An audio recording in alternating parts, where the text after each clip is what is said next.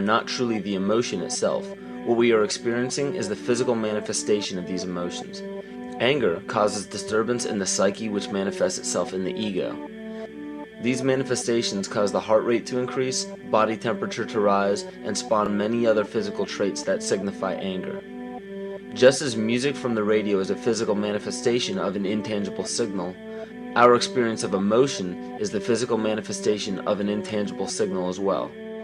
It has been shown that our emotions have a vibratory frequency to them. Furthermore, there are only two emotions that humankind experiences: fear and love. All other emotions branch either directly or indirectly from these two emotions. Fear has a long and slow frequency vibration to it, while love has a very rapid and high frequency. To show that vibration is the very foundation of existence, Hans Jenne developed what is known as cymatics in the 1940s to show that when vibrations of sound are passed through a form of media, there is a set pattern that will follow. When the frequency increases, the media develops into a more complex pattern. Precisely what is happening to our Earth and to humanity. There are 64 possible codes of amino acids in our DNA structure made from 4 elements: carbon, oxygen, hydrogen, and nitrogen. By any means of logic, we should have all 64 codes activated within our DNA structure. Yet we presently only have 20 active codes.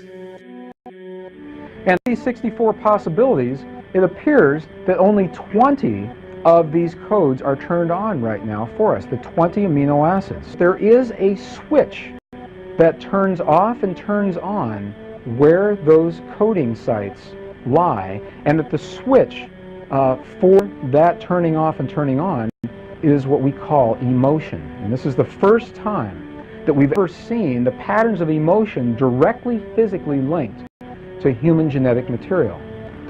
Well, fear is a long, slow wave of emotion. So this wave of fear is a long, slow wave and touches relatively few sites on this DNA. So an individual living in fear is limited to the number of antennae that they have available to them,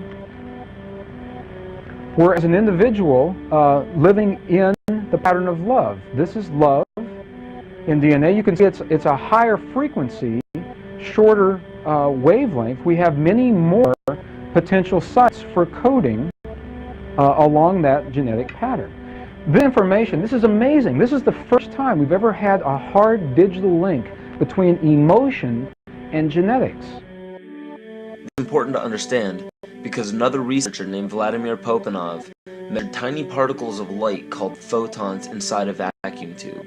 The photons were scattered as expected. A sample of DNA was then entered into the vacuum tube and they measured the photons again. They found that the particles of light aligned themselves along the axis of the DNA. Then, as they removed the DNA sample, the photons remained aligned to the same form of the DNA even though no DNA was present. This is what is known as the phantom DNA experiment. Science now bridges a very important gap between physical and ethereal, or spiritual. Our emotions directly affect the structure of our DNA, which directly shapes the physical world we experience every day. So the messages left by the ancients that we've explained here were more than prophecies about a one-world government or a new world order. We now understand why the study of the heavenly bodies were so important. The rotation and orbit of all that makes up our universe serves as a clock to map changes and transitions. This helped the ancients understand that the change of the heavenly bodies were a mirror to the changes of all existence. Bakerly Department Chairman, Chemistry, University of California, Berkeley, showed that DNA acts as an antenna for cellular upregulation. The primary function they taught us about what DNA is about, it's a receiver and transmitter of photons, light and phonon sound. For what? Cellular upregulation, meaning that they're water molecules, the pyramid power around the DNA spiral energizing strands are taking in the spiritual energy of love vibrations and then sending it out for manifesting, precipitating in a quantum field, the physical matter of the body. These are hertz, frequencies, or cycles per second that the musicians can retune their instruments to play and experiment with. Why? Again, these are the Creator's musical scale, the original solfeggio, buried for 3,000 years in the Bible. So the ancient priests who knew how to levitate the huge stones for the building of the pyramids, and the Masonic knowledge that predated ancient Egypt, the ability to have this information, these frequencies, serve the function of creation, destruction, and miracles on behalf of the empowered people who had access to this knowledge. I say that because of this metaphor.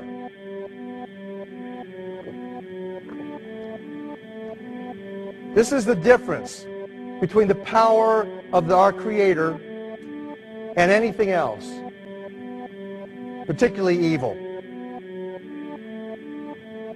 That you can go into a pitch black room full of evil, full of darkness, and light a little candle, and instantly that darkness flees. But you can't do the opposite. You can't go into a well-lit room full of truth and wisdom and righteousness and joy and health and harmony with the universal power. And you can't take any amount of darkness and go into that well-lit room and have any effect whatsoever. That is the metaphor which I frequently think of when I think that I'm not empowered. It is the greatest lesson for me, and I think for everybody else, to know that we're on the winning side and that we win in the end. As you are watching this, understand that it is not a fight to be fought. It is not a war to be waged. No gun rights have to be exercised. Not a finger has to be lifted. Most people wonder how one person can make a difference. They ask that if all this is so simple and this information is available, why hasn't someone else conquered their fears and changed the world for everyone else? This is the most difficult and beautiful conundrum to our lives. Your reality affects you and only you.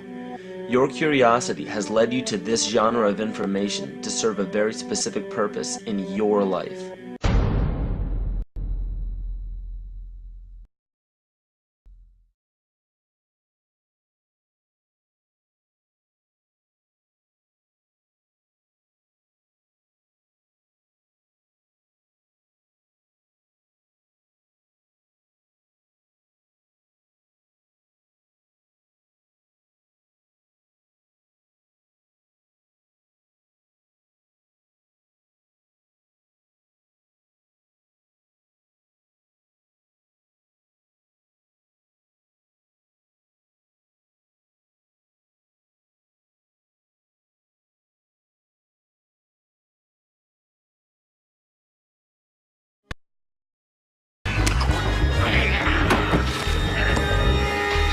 So, who is in control? Huh? Are you?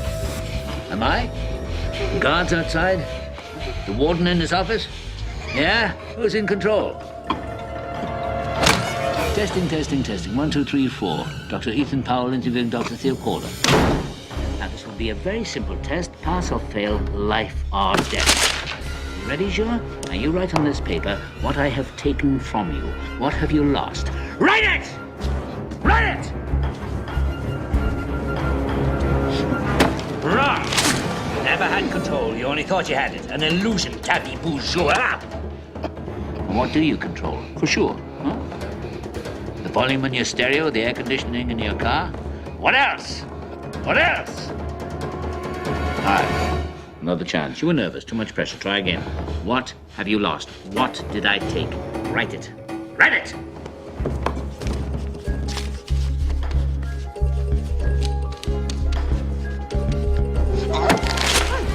You're a fool, Juha. Do you think you were free? Where were you going at 2 o'clock today? Into the gym, right? In the morning, your wake-up call. In the middle of the night, when you wake up sweating with your heart pounding. What is it that has you all tied up, Juha? Tied up in little knots? Is it ambition? Yeah. You're no mystery to me, boy. I used to be you.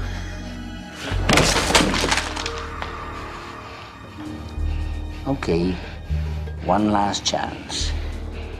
You think I won't do it? That's one psychiatrist less to the world. I'm already deep in the pit, so what can they do to me? Last try. Get it right. What have you lost? What did I take from you? Write it.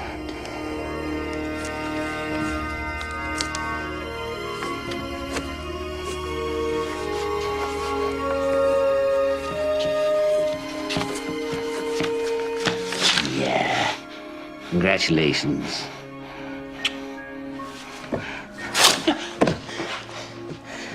You're a student after all. And you've lost nothing but your illusions and a little bit of skin. I want to finish this. Finish what? Telling you what I know. What makes you think what you know is any different than what other people know? I had different teachers.